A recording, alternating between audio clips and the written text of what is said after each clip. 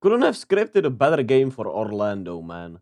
Paolo played like a superstar. Franz Wagner was really aggressive and set the tone also early. Jalen Sachs hit his shots and was just sensational. Cole Anthony even got going offensively a little bit. And they went back to, John Isaac off the bench, and the bench unit did well. Markel Fultz was really good offensively. And it was just a perfect game for them, right? The defense has not been their problem. Obviously, it was their offense, and defensively they continued to ice out Cleveland as much as they could, right? Because they switched so well. They have great defenders that can get over screens, contest well. Just great individual defenders. They have also great team defense overall with their size and length, and just how they play defense. And they just bothered Cleveland as well as we've seen. Besides Jared Allen, who I thought was the bright spot for the Cavaliers tonight on both ends, but well, nobody else really showed up when I think about it, right?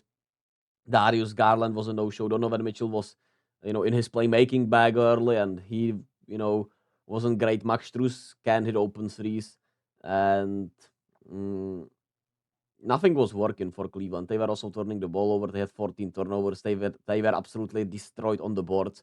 And like I said, Paolo set the tone early. He set the tone early even with the offensive rebounding. 7 offensive rebounds for Paolo today, and he was goddamn sensational, man. He shot with just conviction that he can shoot it, man. And he shot 4 of 9 from the 3-point line, and he was just not afraid to take it. He got better into bodies of Cleveland defenders and got into that fadeaway jumper that he likes. And man, I don't know, just reminded me of younger LeBron in a way today. That's just me, maybe.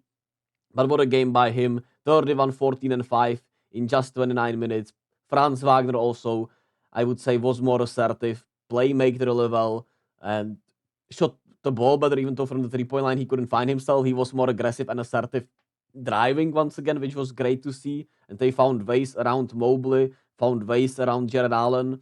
I mean, who was it? Was it Jalen Sachs who got an easy layup, when Mobley was guarding him on the perimeter? I don't know, somebody from the Magic had a wide open layup just from having Mobley on the perimeter, which usually doesn't happen. So I don't know if Mobley was just off today or if Orlando just had the pep in their step or whatever it is. But they were sensational, and Paolo just was so impressive, man. Didn't care about what I would call, a poor start, quote unquote, because I think he missed like his first 3 3-pointers. And I was like, will he keep shooting them? Will he not? Is it stupid to keep shooting them? It wasn't, man. The conviction with which he shot those 3 balls was sensational, and it set the tone for everyone else. Jalen Sachs also just such a warrior, such a guy, such a great player, man. And he was in his bag with his jump shot, and it was great to see him hit those jumpers. Um, and yeah, the rebounding was the biggest difference at the end of the day. They got way up more. They got over 20 rebounds difference, right? 51 rebounds to 32, which led to 10 more shots for Orlando.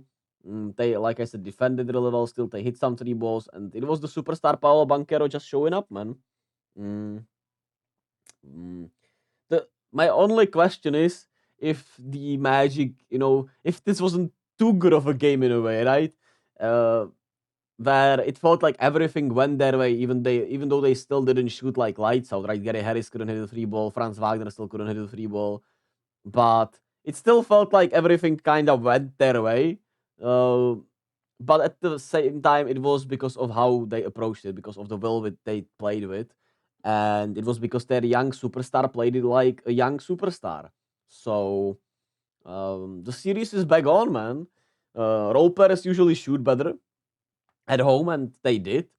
And Paolo just said, "Hey, I'm still here." And he had 0 turnovers, which was the most impressive things. They put him more in ball screens, and they either had him more as a roller or as the screen setter, which I thought was great, and it allowed him to play more from the post and more with his back down, right, and back people down and hit those fadeaways, like I said. And it just looked pretty, man. It just looked great. That was probably the biggest adjustment at the end of the day, having Paulo more in the block. And even though he still handled the ball quite a bit, he didn't turn the ball over, which was obviously great. And they put him in better positions to score, I would say, with those switches with those screens, the way he was able to get into bodies of people, the way he was able to post up and play with his back to the basket was just great. And yeah, Orlando, man, I'm excited for game 4, actually. I'm really excited how Cleveland responds.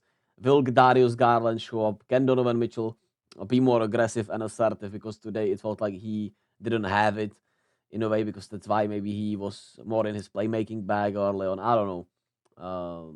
And can Cleveland's role players, show up on the road? Mobley pretty much didn't show up also. Like I said, he was very rough today. Max Strus can't seem to find himself in these playoffs yet. And Georges Niang,